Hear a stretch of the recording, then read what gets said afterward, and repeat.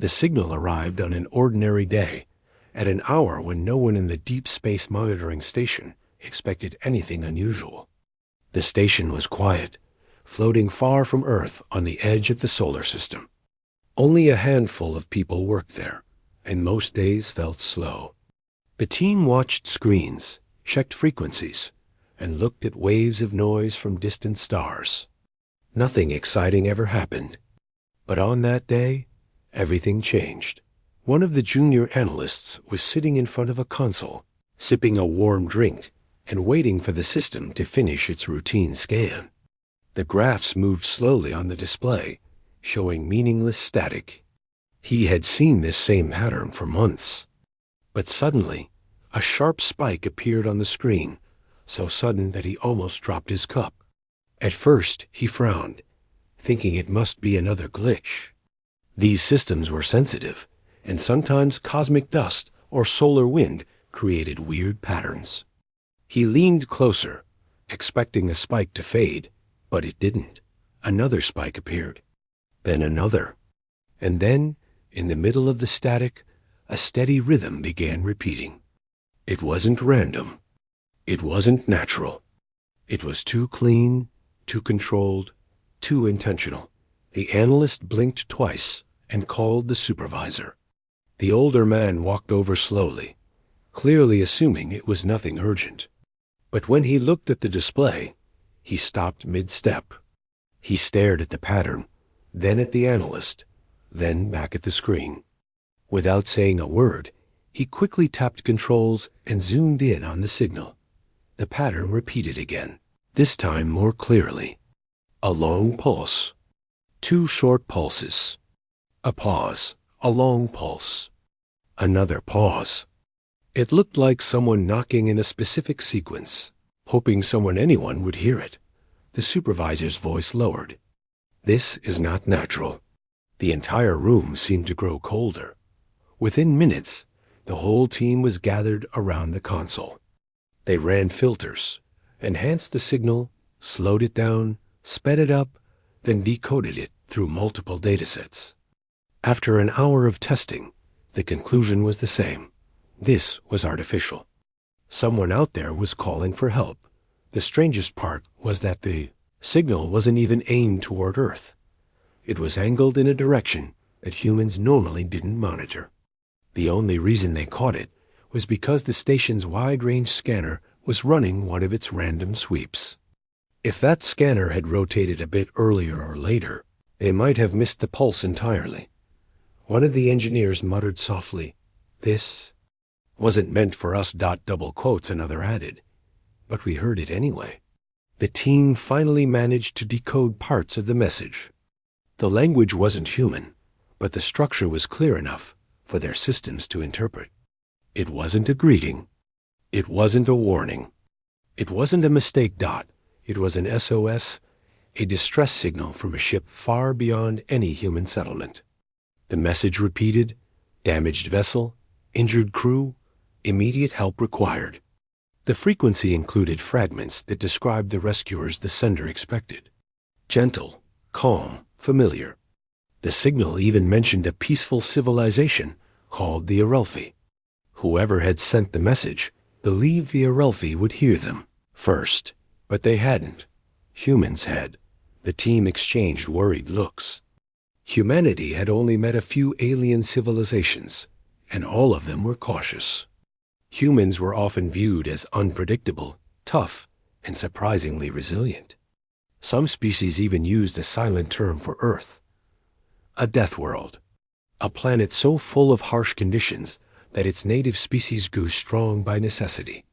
And humans, unknowingly, carried that reputation across the stars. But none of that mattered right now. A ship was stranded somewhere in deep space, and its passengers were desperate. The team forwarded the signal to Earth. Within hours, it reached major space agencies, scientific committees, and even global leaders. Meetings were called. Discussions grew tense. Some feared it could be a trap. Others argued it was a rare chance to help an unknown species. A few simply couldn't believe humans had received a message meant for someone else, But in the middle of all the confusion, one simple fact pushed the conversation forward. Someone out there was in danger, and no one else had heard their call. On Earth, debates continued day and night. Experts studied every detail of the signal, trying to understand the tone, the urgency, and the expectations of the senders. The message described the Arelfi as a species that avoided conflict, rarely engaged in war, and preferred soft diplomacy. The Arelfi were healers, mediators, and caretakers. Their presence alone brought calmness. Humans were nothing like that, and still, humanity felt drawn to the call. Deep inside, people understood that it didn't matter who the message was meant for. It reached them, and if they ignored it, the stranded crew might not survive. After several days of talks, a final decision was made. Earth would respond. Humanity would send a rescue mission, not as conquerors, not as explorers, but as helpers. Their only goal was to reach the damaged ship, offer aid, and make sure the crew lived. Every major space agency joined the effort. Engineers rushed to prepare vessels capable of long-distance travel. Medical teams volunteered. Mechanics, pilots, translators, and scientists signed up, some not knowing whether they would return. It was one of the few times humanity came together for a mission that had nothing to do with politics, territory, or rivalry. This time, the purpose was simple: help strangers who could not help themselves. The rescue fleet wasn't large. There was no need for size, only efficiency. A group of fast, reliable ships was selected, each designed to handle harsh conditions. The people chosen for the fleet trained tirelessly. They practiced calm communication, slow movements, and gentle approaches. They wanted to avoid frightening whoever sent the SOS. The team understood the message clearly. The senders expected rescuers who were peaceful and soft-spoken. If humans arrived suddenly with heavy equipment and loud engines, the fragile crew might panic. The night before departure, the fleet gathered for a quiet briefing. The room was filled with tension and determination. The commander spoke calmly, explaining that this mission might be difficult. The stranded crew might be scared of humans. They might not understand their intentions. But no matter how the aliens reacted, the humans' job was simple: help them survive. Outside the large window, the fleet stood ready. Their engines glowed softly in the dark, and their hulls reflected the faint light of distant stars. For many of the crew members, it felt surreal. They were about to travel to a place no human had ever been. They were answering a call that wasn't even meant for them. But somehow, that made the mission feel even more meaningful. When the countdown began, everyone held their breath. And when the engines ignited, the fleet lifted smoothly, rising through the quiet darkness of space. Earth slowly disappeared behind them, becoming a blue dot in the distance dot as the ships traveled deeper into space. The crew kept replaying the decoded message. They listened to the trembling tone in the strange voice, the desperation in each pulse of the signal. The more they studied it, the more they felt a sense of responsibility. Someone out there believed help was coming. Someone believed the Arelfi would save them. They had no idea that the wrong species had heard their call, but maybe it wasn't the wrong species. Maybe it was the right species at the right time. That days turned into weeks as the fleet crossed star systems and navigated around cosmic storms. The crew hardly slept, driven by a mix of fear and determination. They imagined the stranded aliens injured, scared, drifting alone in the vast cold of space. They imagined the moment the aliens would see them arrive, expecting the Arelfi, and instead finding humans. The crew didn't know how the aliens would react, but they hoped their intentions would speak louder than their appearance. Near the end of their journey, the fleet finally picked up the signal again. They followed it through a cloud of dust, down a quiet region of space where hardly any traffic passed. When they finally located the damaged vessel floating lifelessly in the void, everyone in the fleet fell silent. The ship looked fragile, almost delicate, like it wasn't built for hard travel. Parts of the hull were cracked. Sections were dark. A few lights flickered weakly. It looked like the crew inside had been struggling for a long time. The fleet slowed to a gentle glide. No one said a word. A simple thought passed through every human on those ships. We're here. You're not alone anymore. For days, humanity discussed the signal. Every expert panel, every global meeting, and every broadcast repeated the same question. Should humans answer a message that wasn't even meant for them? Some people worried that jumping into another species' business could start trouble. Others believed ignoring a cry for help would be the real mistake.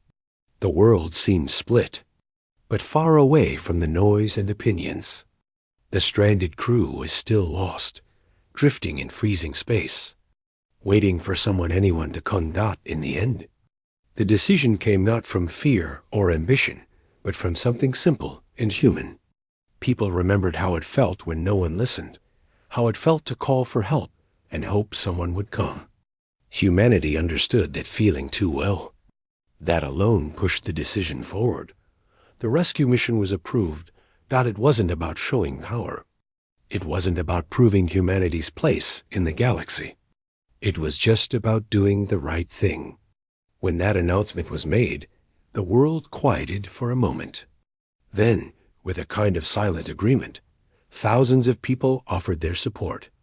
Some joined the engineering teams. Others helped prepare supplies. Even ordinary citizens sent messages wishing the crew good luck across all of Earth. There was a feeling of unity, something rare and precious. As teams worked on preparing the rescue fleet. Scientists studied the SOS message in more detail. The parts that mentioned the Arelthi were especially important. The Arelthi were known among a few other species, though humanity had never met them. They were described as gentle beings from a calm world with few dangers. Their bodies were delicate, their voices soft, their movements slow and peaceful. They avoided conflict and were highly respected for their ability to heal and comfort others. If a species like that arrived to rescue the stranded crew, it would make sense. But humans were not like that. Humans came from storms, earthquakes, predators, diseases, and countless challenges. Their bodies evolved to endure. Their minds learned to adapt quickly. They built tools, shelters, medicines, and machines to survive every kind of danger. That toughness shaped how other species viewed them. Some aliens saw humans as bold. Others saw them as unpredictable. And a few whispered that humans were dangerous simply because they came from a world full of danger. That reputation followed humanity everywhere. So when the researchers compared humans and the Arelthi side by side, the difference was almost unbelievable. If the stranded aliens expected rescuers, who were gentle and light-footed, the sudden appearance of humans might scare them even more. Still, despite those concerns, the world agreed on one thing. Fear could not stop them from helping. The rescue fleet slowly came together. Engineers checked every wire and every bolt. Mechanics tested engines again and again. Medical crews packed supplies for every scenario, including injuries they had never seen before. They even prepared soft lighting and warmer room temperatures. Assuming the stranded species might be sensitive to harsh environments. Inside training rooms, the selected crew practiced how to approach an unknown species without frightening them. They learned how to speak slowly, how to lower their posture, how to show open hands, and how to make it clear they meant no harm. Many of these motions were simple but important. The humans wanted to do everything they could to show kindness. One evening, before the final briefing, the crew sat together in a cafeteria overlooking the launch platform. The windows showed the ships lined up in a row, glowing softly under the lights. Everyone stared at them quietly. They all understood that this mission was unlike anything they had done before. If things went well, they would save lives. If things went badly, they might create a misunderstanding It could echo through the galaxy for decades. Mechanics sitting at the table broke the silence. "We might be the first humans these aliens ever see." Another replied, "Let's hope we make a good impression." A medic smiled softly. "We will, just be gentle." That's what they expect. The crew laughed a little, but they all understood the pressure behind those words. When the final meeting began, the commander entered the room with calm confidence. The screen behind him displayed the decoded message. The trembling patterns, the pauses, the uneven pulse, all signs of fear and pain. No one looked away from it. "We were not supposed to hear this," the commander said. "But we did. And now it's our responsibility." These beings trusted someone would come. Even if it wasn't meant to be us, we won't let them down. The room stayed silent, listening closely as he laid out the guidelines. No sudden moves. No loud sounds. No overbearing equipment. The humans would approach the stranded vessel slowly and give the aliens time to adjust.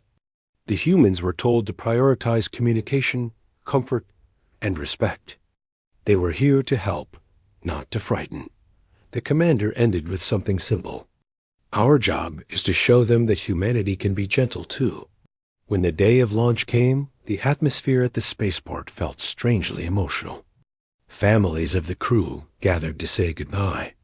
Some hugged tightly. Others simply held hands. The mission could take weeks or months. Unknown dangers waited in the void. But no one backed out. The crew entered the ships one by one, hearts steady but heavy. Once seated, they checked their systems and waited for the signal. The engines hummed like distant thunder. The countdown began, and the whole world watched. When the fleet lifted off, leaving Earth behind, the moment felt unreal.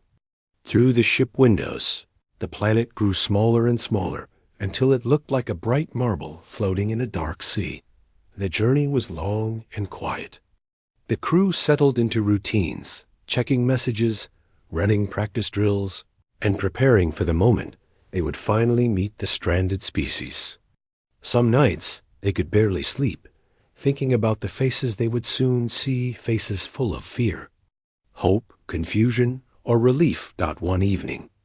Near the middle of the journey, the crew replayed the SOS message again. Even after listening to it hundreds of times, they could feel the desperation in the tone.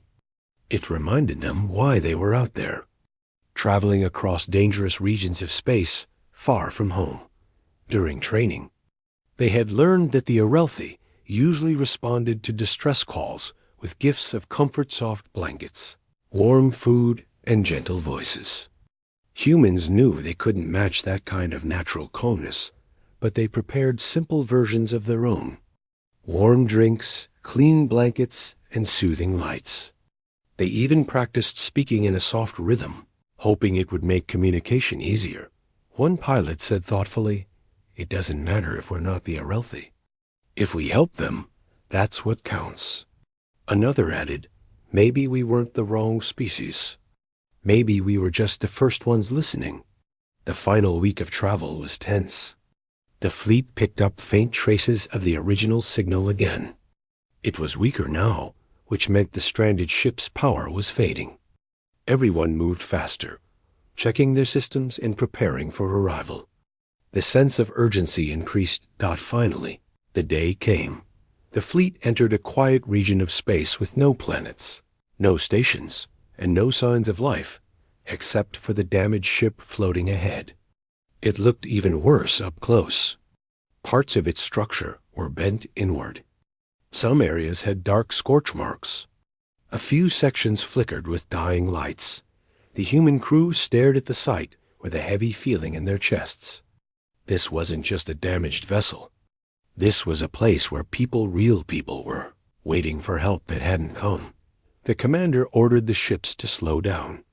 "Soft approach," he said. "No sudden moves." The fleet glided forward in silence.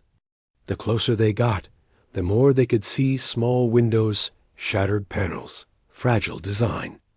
It didn't look like the kind of ship built for danger. It looked like something meant for peaceful travel. Not survival. The humans turned on their communication system and sent a gentle message. "We are here to help." They waited. No reply. They tried again. After a long pause, a faint signal blinked from the damaged ship. Someone inside had heard them. The crew held their breath, knowing that everything from this point forward would shape the future of this unexpected meeting.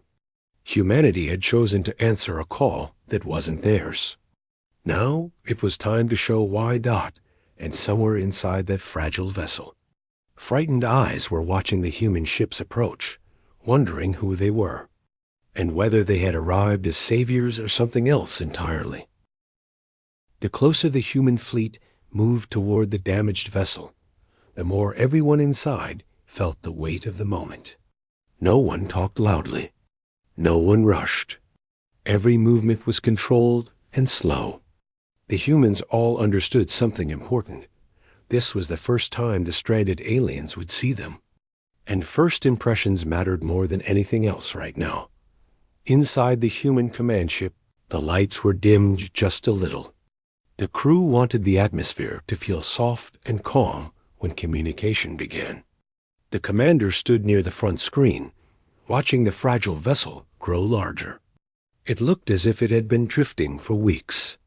Parts of the outer hull had collapsed inward, like something had struck it.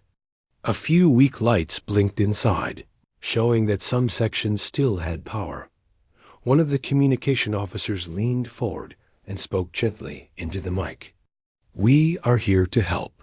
Your message reached us. We mean no harm." After a moment, a thin, shaky sound came through the speakers.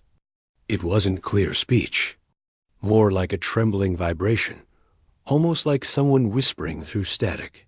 The humans waited. The signal repeated, then stopped. "They're trying to answer," the officer whispered. The commander nodded. "Keep your voice low. Send reassurance." They sent another calm message.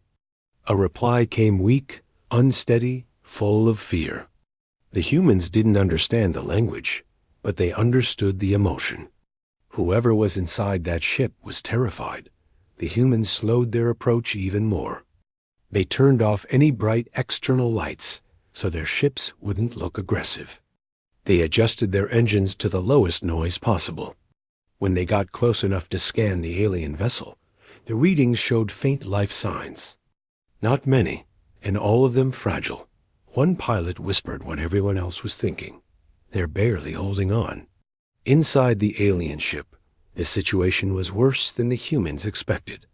In one dim corridor, a small group of aliens pressed themselves against the wall, trembling as they looked at the bright shapes of the human ships outside their windows. Their bodies were thin and delicate, almost transparent in some areas. Their eyes were large and full of fear. Their hands shook as they clung to each other. They had expected the Arelthi light-voiced, soft-featured beings who brought calmness wherever they went.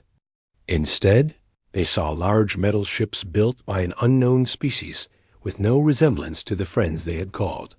One alien near the window whispered something softly, as if in disbelief. They didn't understand why the rescuers looked so different. Had something gone wrong? Had the message reached the wrong place? For a moment, inside that fragile ship, the fear grew. Back on the human ship, readings showed the aliens' heart rates spiking. Even without knowing their biology, the humans could see the signals climbing rapidly. "They're scared of us," someone said quietly. The commander took a slow breath. "Then we show we're not here to hurt them." He ordered all ships to maintain distance. Only one shuttle would move closer. It would stop a safe distance away and project a message of peace using visuals instead of sound. Scientists had created simple images, two hands reaching toward each other slowly, a symbol of help, a symbol of calmness, and a symbol representing medicine. The shuttle moved forward gently. The aliens inside their ship watched it approach like a frightened animal watching a much larger creature. When the visuals lit up, the images glowed across the damaged hull soft, warm and slow-moving. The aliens stared, confused but curious. Inside the human shuttle, a small team prepared to speak.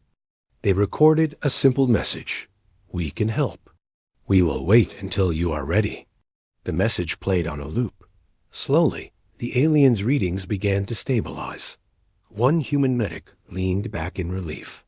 "Okay, they're calming down." Not much, but a little. It took nearly an hour before the aliens responded again. This time, the sound that came through was clearer. Still fearful, still weak, but not as panicked.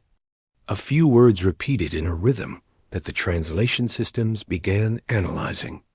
Even though it wasn't perfect, the system managed to extract one meaning. "Who are you?" The humans exchanged looks. It was a reasonable question. The commander replied softly, "We are humans. We heard your call. We came as fast as we could." The answer seemed to frighten the aliens again. The readings jumped. Humans waited, not replying too quickly. They let silence settle for a moment. Then another alien voice came through, softer, trembling. The translation system offered a rough interpretation. "We called Aralthi, not humans." Inside the human ship, no one felt offended. They understood the fear behind those words. The commander responded with patience. "We know. The signal reached us by accident. But we want to help. Please allow us." There was no response for a long time. Almost half an hour passed with silence. Humans stayed still, their engines barely humming, their lights soft. The commander told everyone to hold their positions and stay calm. No movement. No pressure. Inside the alien vessel, the survivors gathered around a small projection showing images of the human ships. Their voices shook as they talked among themselves. They didn't know what humans were. They didn't know if humans were dangerous. But they did know one thing: they were running out of time. The oxygen levels in their ship were dropping. Many of them were injured. 2 were too weak to stand. They had sent the SOS with their last hope. Now the help had arrived. Even if it wasn't the help they expected, they had to decide whether to trust the strangers outside. Finally, the humans received a faint new signal. The translation system processed slowly and displayed the rough meaning. "Do not enter. But help us." The humans nodded. "We won't enter your ship without permission," the commander said gently. "Tell us what you need." The next several hours were full of careful communication. The aliens were afraid to let humans board their ship, but they were willing to receive external help. They described which parts of their ship were damaged. Communications officers transmitted the information to human engineers, who examined scans and proposed safe ways to stabilize the vessel. Then came another request, one that made the humans' hearts tighten. A weak voice, shaking, said something that translated to, "We have sick. Please, heal." That was something humans could do. The medical team prepared small sealed pods containing medicine, nutrients, and air filters. These pods could be delivered without physical contact. The humans attached soft lights and a recording saying, "This is safe. This is for healing." They sent the pods slowly toward the alien ship using tiny drone carriers. The aliens watched from the windows as these small glowing pods drifted gently toward them. When the pods reached the hull, the aliens brought them inside using their emergency hatch system. For a long time, no one knew what would happen. The humans waited in silence. Then a new signal came stronger than before. It translated to something close to, "Thank you." For the first time since arriving, the humans felt real relief. Over the next several hours, the aliens received food, air, and medical supplies. The humans repaired parts of the ship from the outside, patching leaks and stabilizing the structure. They avoided any action that might scare the aliens. Every move was slow, calm, and clearly announced. Gradually, the aliens realized something surprising.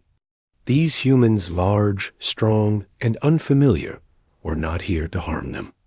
They were patient, gentle, and constantly checking whether the aliens were comfortable. The fear inside the alien vessel didn't disappear completely, but something began to change. A small group of aliens gathered near a window, watching the humans work outside. One of them whispered something softly, almost like a question. The translation system later interpreted the meaning as, "Why? So kind?" Meanwhile, inside the human ship, the crew kept reminding each other to stay gentle, stay calm, stay patient. They didn't want to overwhelm the fragile beings they were helping. The humans weren't trying to prove anything. They were just trying to save a life. Maybe several lives. Near the end of the day, the aliens sent one final message, trembling but sincere. "We still fear, but we trust a little." It wasn't perfect trust. It wasn't complete safety. But it was the beginning of something important, something neither species had expected. The humans looked at each other and smiled softly. It was enough.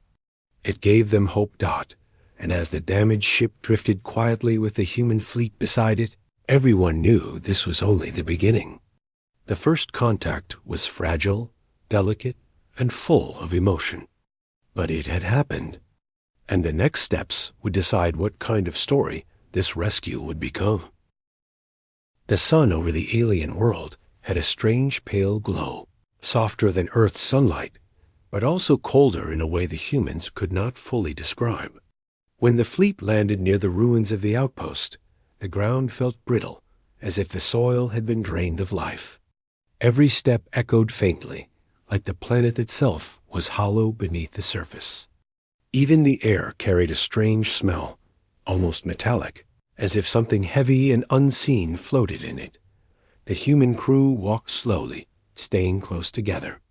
The alien distress signal had come from somewhere deep within these ruins, but the place looked as if it had been abandoned for years. Broken towers leaned sideways.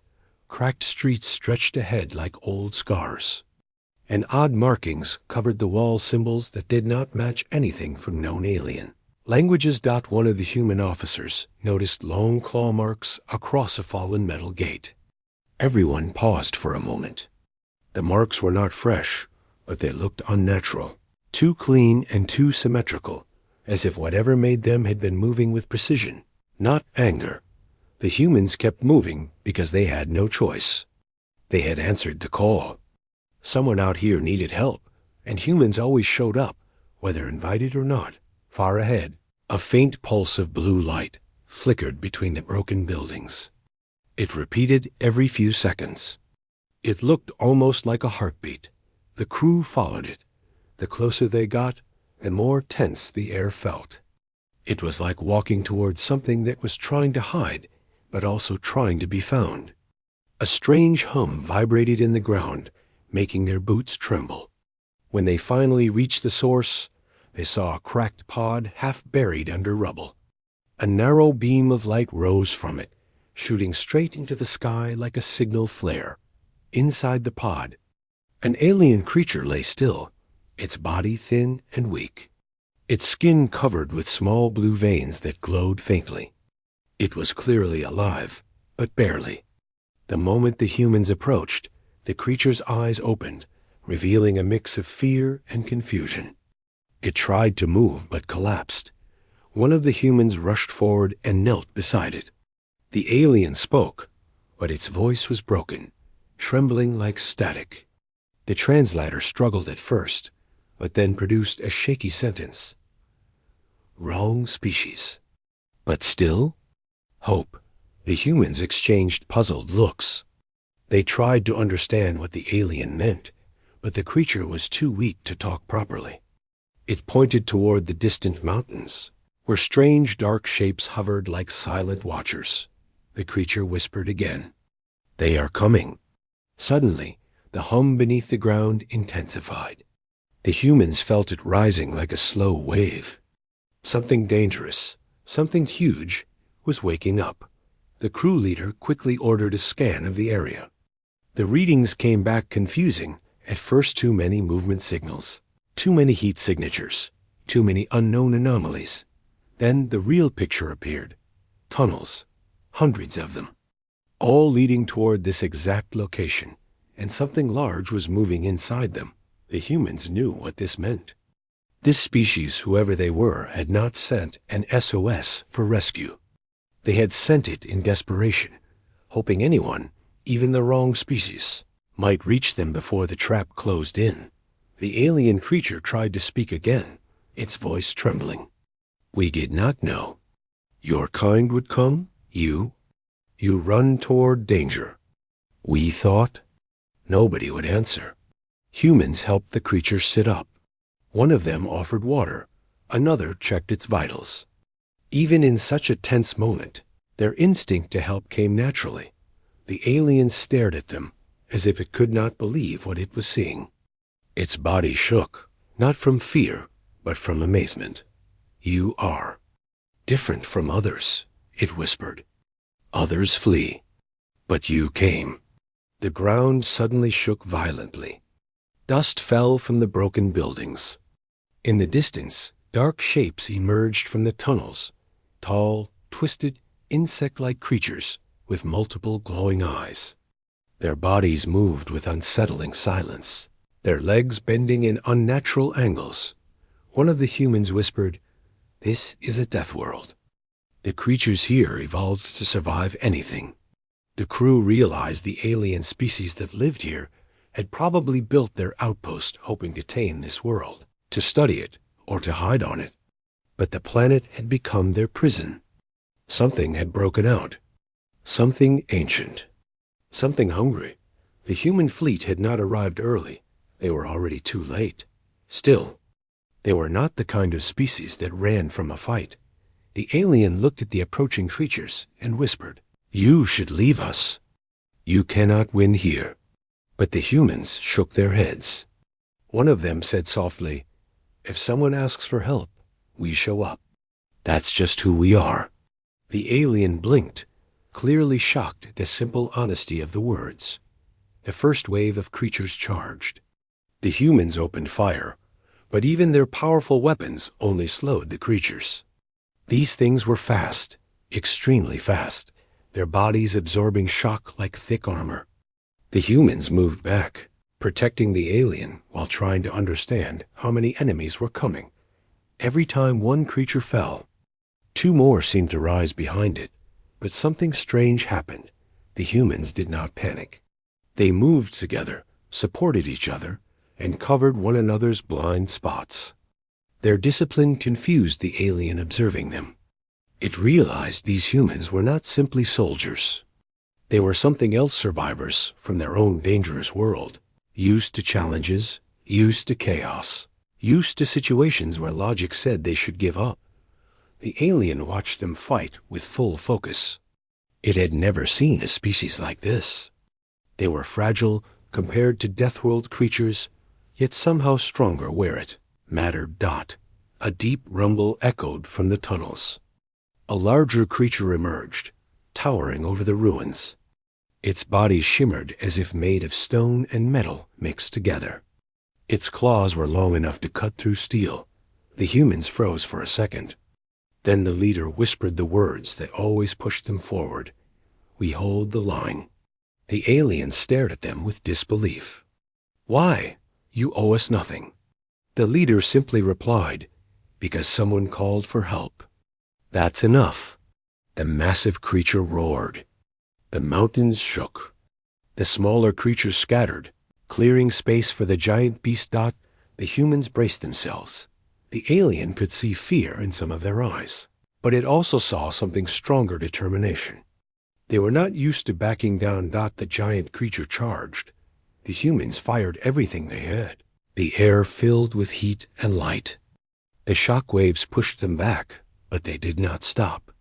The alien felt something stir inside itself, a strange feeling, almost like hope, something it had not felt for a long time. But the giant creature was too strong. The ruins shook with every step. One hit could wipe the entire team out. the alien realized something horrible. The energy inside the pod, the same energy that had sent the SOS, could be used as a blast strong enough to stun the creature, maybe even slow it down. But it required activation from the alien itself. And if it used it, it would probably not survive the process. It looked at the humans, then at the giant creature, then at the pod. The choice was clear. The alien pulled itself up slowly, ignoring the pain in its body. It stumbled toward the pod. The humans noticed and shouted, telling it to stop, but the alien shook its head. "You came to save us," it said softly. "Now let me save you."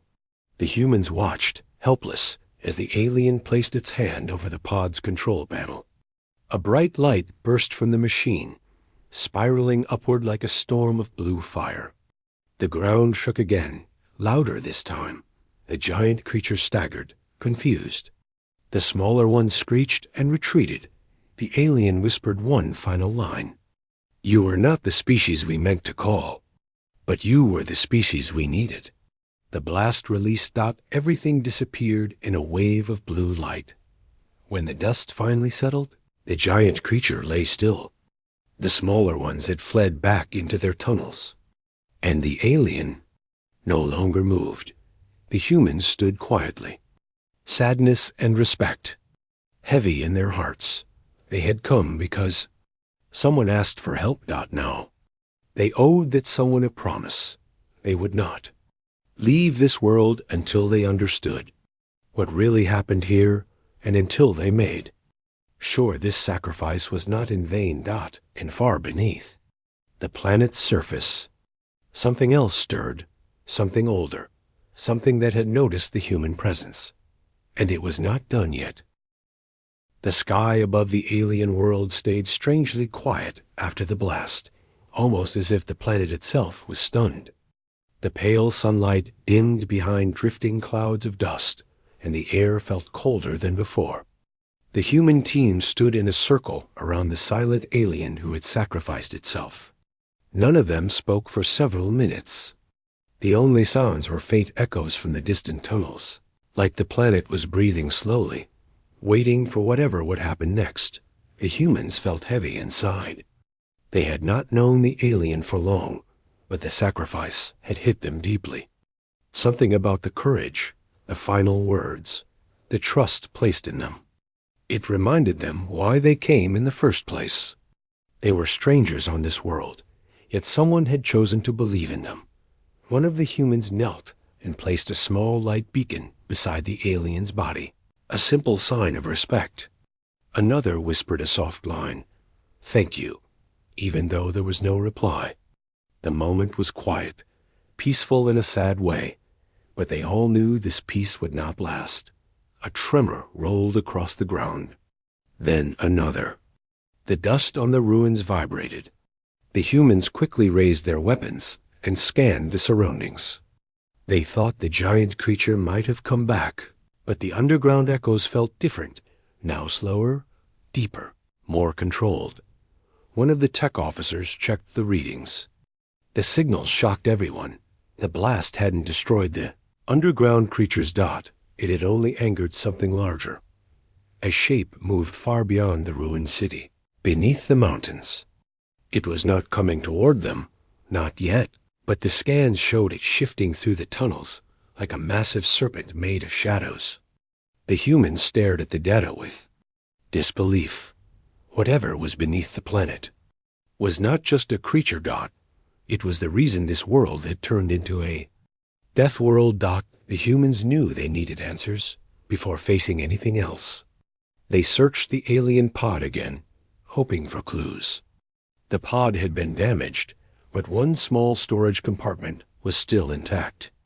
Inside it, they found a crystal-like device that glowed faintly with the same blue light the alien had carried in its veins. The translator couldn't decode it completely, but the device projected a shaky hologram, not of the alien species they had met, but of another species entirely. Tall, thin beings with smooth skin and glowing eyes, clearly advanced, peaceful looking, almost gentle in their movements. They were sending a message. The hologram flickered. Then a voice spoke through the translator. To any who receive this, we seek assistance. Our colony has been overtaken. We do not have enough strength to fight the creatures living beneath this world. The message glitched. We cannot hold them back. They were dormant for centuries, until we disturbed their nests. Another break. We call to the Guardian Fleet. Please answer. We will not survive without you.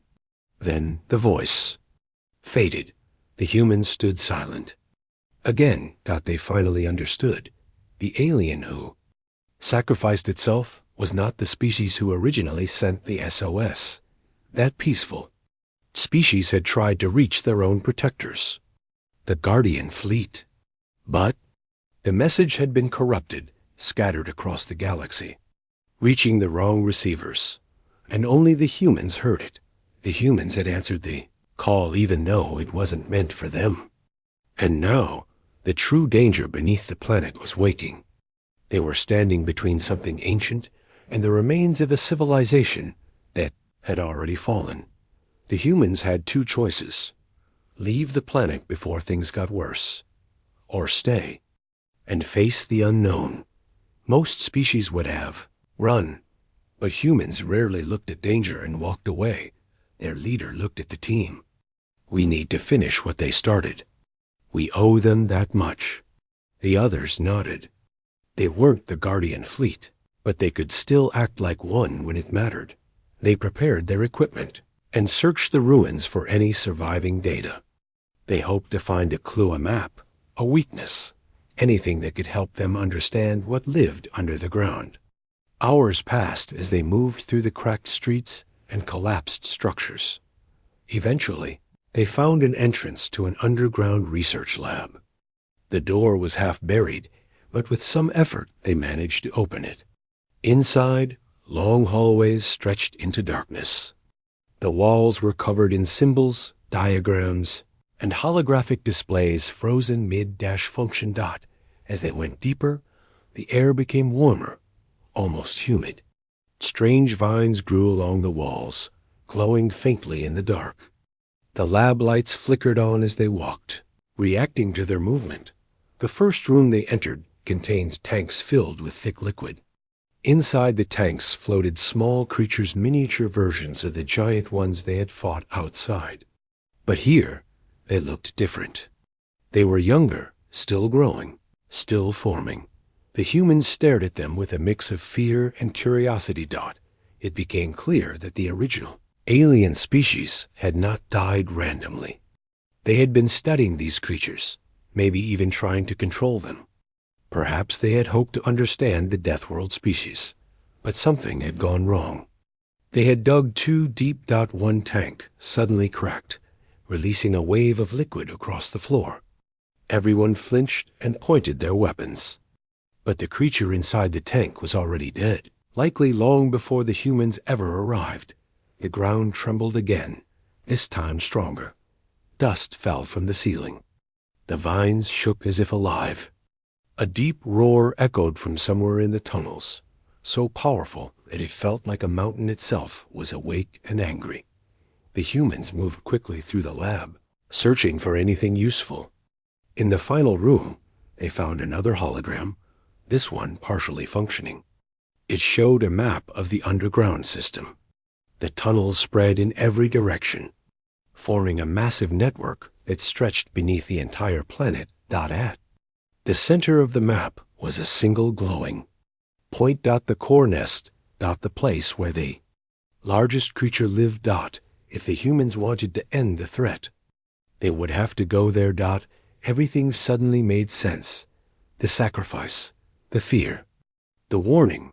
The peaceful alien species had tried to seal the creature away. They had failed. Their Guardian Fleet had never arrived. And now the world was falling apart from the inside. The human team stood around the map, feeling the weight of the decision.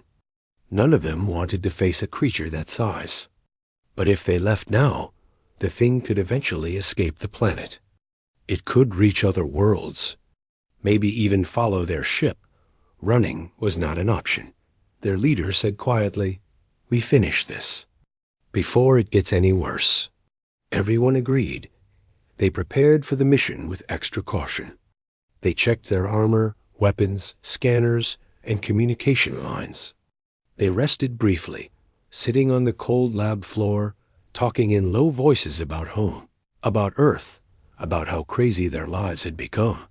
But they also reminded each other why they were here. Not because they wanted a fight, but because someone had needed help. Even if that someone was gone now, the promise remained. Just as they were about to enter the tunnel system, a sudden noise filled the lab, a soft tapping sound. Then a small light flickered behind them. They turned sharply. Weapons raised.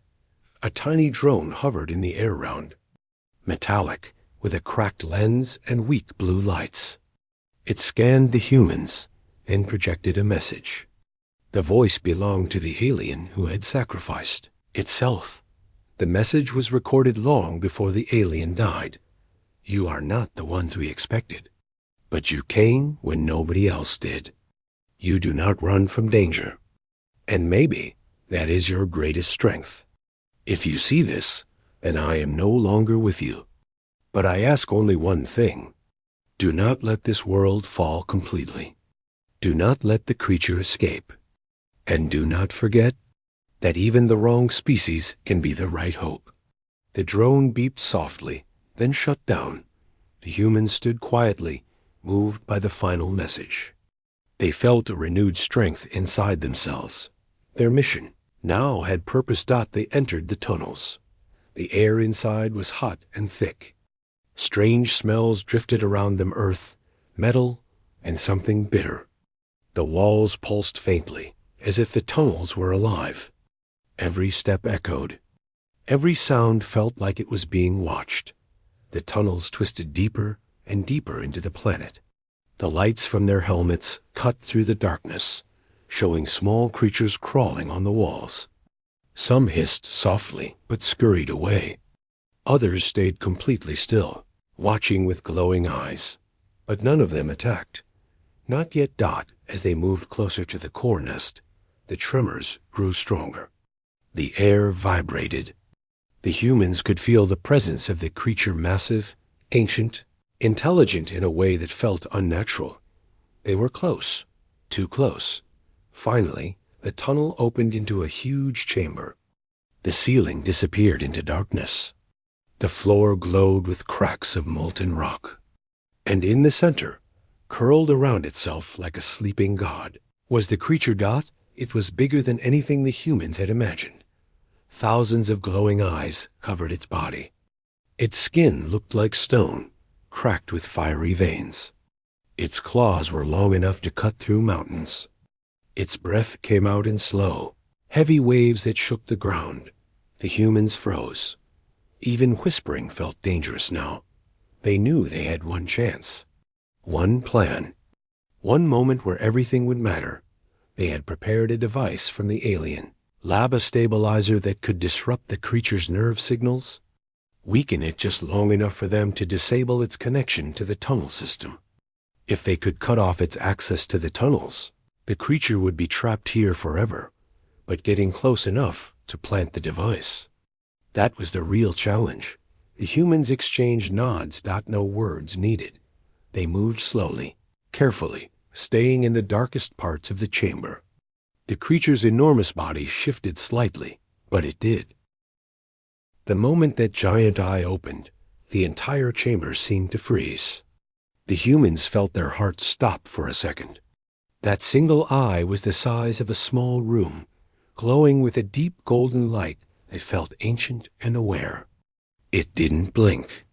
It didn't move. It simply stared at them, like it had been expecting them for a long time. No one moved. No one even breathed too loudly. The humans knew that if they panicked, if they ran, or if they made one wrong sound, this creature could end everything. They had seen what a smaller version of it had done on the surface. This was the source, the strongest, the one that ruled the tunnels. The humans slowly backed behind a large rock formation, breathing hard but silent. They looked at each other, their faces pale under their helmets. One whispered, barely audible, "It's awake." The others nodded tensely, but strangely, the creature didn't attack. Instead, it shifted slightly, as if adjusting itself. The sound was like mountains grinding together. Dust fell from the ceiling. The ground shook. But nothing else happened. It was awake, but not fully alert. Maybe it sensed movement, but did not yet see them as a threat. Or maybe it did not care. Maybe it believed nothing could harm it. And honestly, the humans could understand why it would think that still. They had a chance, a very small chance. Their mission was simple but terrifying. Get close enough to plant the stabilizer device onto the creature's lower spine, where the nerve clusters were closest to the surface. After that, they needed to activate it, run back, and hope the device would weaken the creature long enough to seal the chamber. The humans checked their equipment slowly, quietly. A small light blinked on the device. It was armed, but not active. They wrapped it in the protective casing to prevent noise and got ready. Their leader spoke softly. "We go one at a time, slow, no sudden movements. If it senses threat, we pull back." The team nodded. One human volunteered to carry the device. The others formed a half circle around, ready to create a distraction if needed. The volunteer took a deep breath and stepped forward, moving with careful, deliberate motions. Every footstep felt like walking on glass. The creature's giant eye followed the small movement, but its head did not rise. It watched, calmly, almost curiously. The human kept going, step by slow step. The heat in the chamber grew stronger as they approached the massive body. The air smelled of sulfur and metal. Every inch of the creature's skin looked like a mix of stone and living muscle, glowing from within like molten rock. It was beautiful in a terrifying way. 10 more steps. 5 more. Then the human reached the creature's lower side. The energy readings on their visor spiked. The nerve clusters were here. Now they needed to attach the device. The human kneeled slowly and placed the device on the creature's skin. The surface felt warm, almost too warm, but it didn't react. The human secured the clamps, checking them twice to be sure, and something unexpected happened. The creature breathed out, a long, slow exhale that pushed a wave of hot air through the chamber. Rocks rattled. The tremor nearly knocked the human off balance. The creature's eye dimmed slightly, and then closed. Not asleep, but resting. That was the chance. The human activated the device. A soft hum started, barely audible, though the chamber walls vibrated slightly in response. The stabilizer lights began to glow, spreading across the creature's skin like small blue rivers. The team retreated quickly, but still controlled, sticking close to the shadows. Once they reached the tunnel entrance, they stopped and waited. The device needed 1 full minute to disrupt the creature's nervous system. 1 minute felt like an hour. At first, nothing happened. Then, the creature's body twitched. Its claws scraped against the stone. Its tail shifted. Its body shuddered like something deep inside was struggling against the device's signal. The ground cracked beneath its weight. The humans tightened their grip on their weapons. The creature let out a low sound too deep to describe, more vibration than noise. But the stabilizer kept spreading its influence. The creature's glow dimmed. The molten veins pulsed slower. It was working, but not enough. The creature opened its eye again, and this time it was fully alert. It lifted its massive head, looking at the chamber, at the walls, at everything around it. Then finally, it looked at the humans. Their blood ran cold. It knew. The ground shook as the creature pulled itself up. Dust filled the air. Pieces of stone rained down. The creature reared back, preparing to defend its nest. The stabilizer lights flickered. They were fighting to keep it weak. The creature swayed, its movements slower now. But even weakened, it was still powerful enough to destroy the chamber with a single motion. Their leader shouted, "Now! Seal it!" The team ran toward the outer edge of the chamber where the ancient alien machinery stood, a huge circular structure built directly into the rock. This was the sealing mechanism the original alien species had created, but never finished. They had found instructions earlier in the lab. They only needed to complete the power cycle. Two humans started the activation. The others provided cover, their weapons ready. They fired at the smaller creatures emerging from the tunnels, ones drawn by the commotion. The sealing device began to glow. Ancient symbols lit up in a burst of orange light. But the machine needed time to power up. The creature roared. A massive claw slammed into the floor, sending shockwaves across the chamber. The humans were thrown off their feet, sliding across the stone. One almost fell into a crack that had opened in the floor, but another grabbed their arm just in time.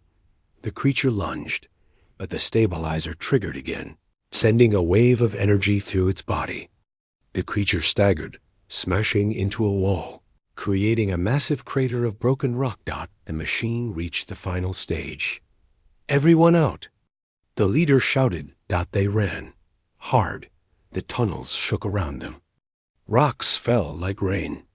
The creature's roars echoed behind them, furious rising, shaking the tunnels. The sealing mechanism activated. The chamber entrance glowed. A bright light shot across the ceiling, spreading like a web. A deep humming filled the tunnels. Then, boom, the shockwave threw the humans forward. Dust exploded behind them, filling every corner of the tunnel with blinding white light.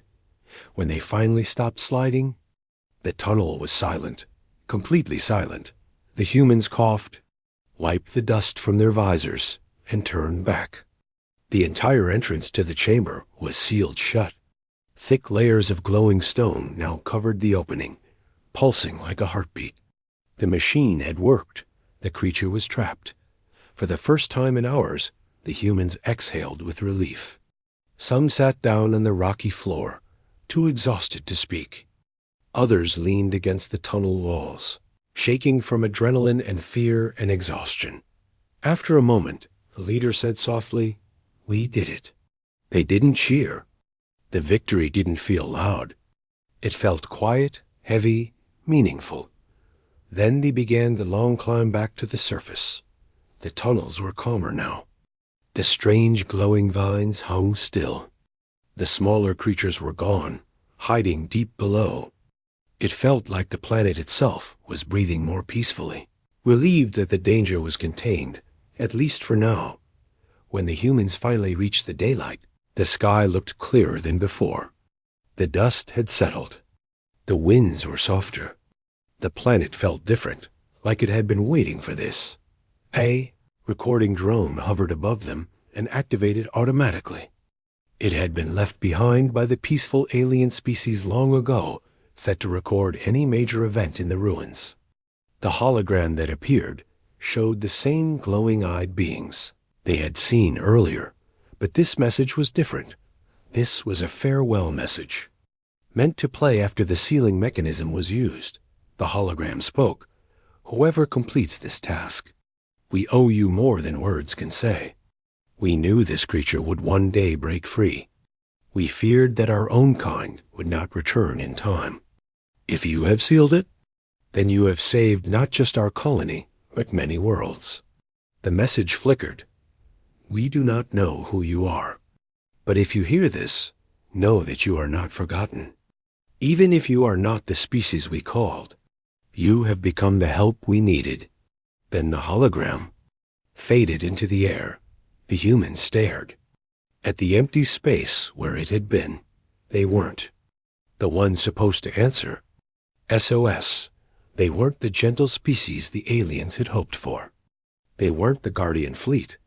But they came, they helped, and they finished what others could not. After a moment of quiet, the humans turned toward their shuttle. The sunlight hit the metal hull, making it shine softly.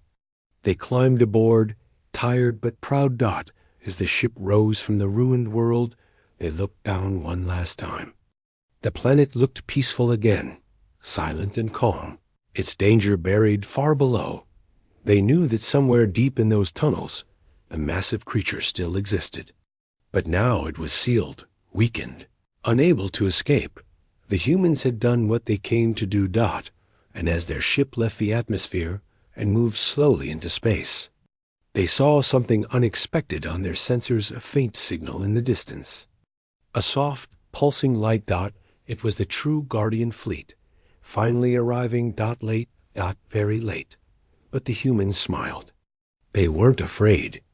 They had already proven themselves. The SOS had reached the wrong species. But maybe that mistake had saved the galaxy.